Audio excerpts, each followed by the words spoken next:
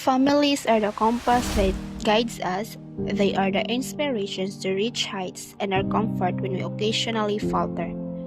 What should you do when you found out that your family was in pain? Will you just let them do it over and over again? Hi, good day. I'm Rosanna Rivas and I'm going to tell you the tale of Melibee.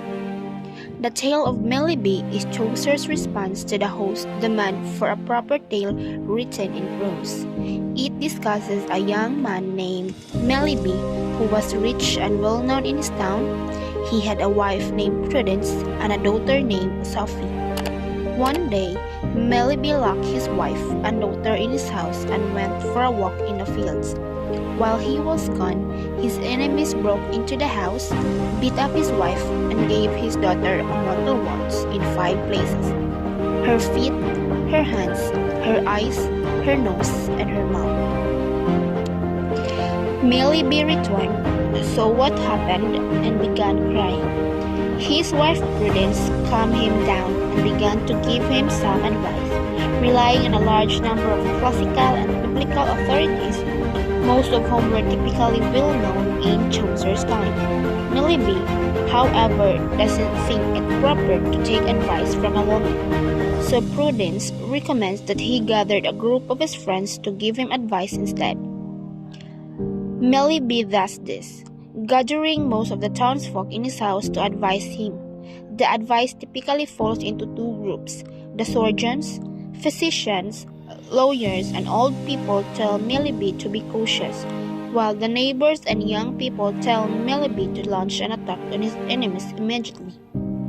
Although Melibee favors war, Prudence urged him to choose his counselors carefully and consider what their hidden motives are when they advise him. She then goes through all the advice Melibee has received and with exhaustive references to various sources, explains how war is likely to be a bad outcome.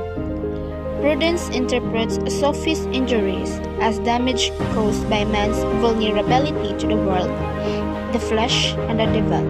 She says that a negotiated peace followed by leaving everything to God's grace and forgiveness is the best path.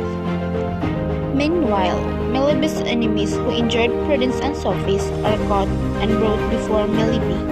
At first, Melibee wants to find them, but Prudence talked him out of this and eventually into forgiving them instead. Melibee forgives them, then praises himself for his own generosity. That's the end of the tale, and the only message of the tale is that it clarifies the importance of reasonableness in worldly affairs. It reflects the themes of sovereignty and proper counsel found elsewhere in Canterbury Tales, and it participates in the interaction between sentence and Solus in the tale. And that would be all. Thank you.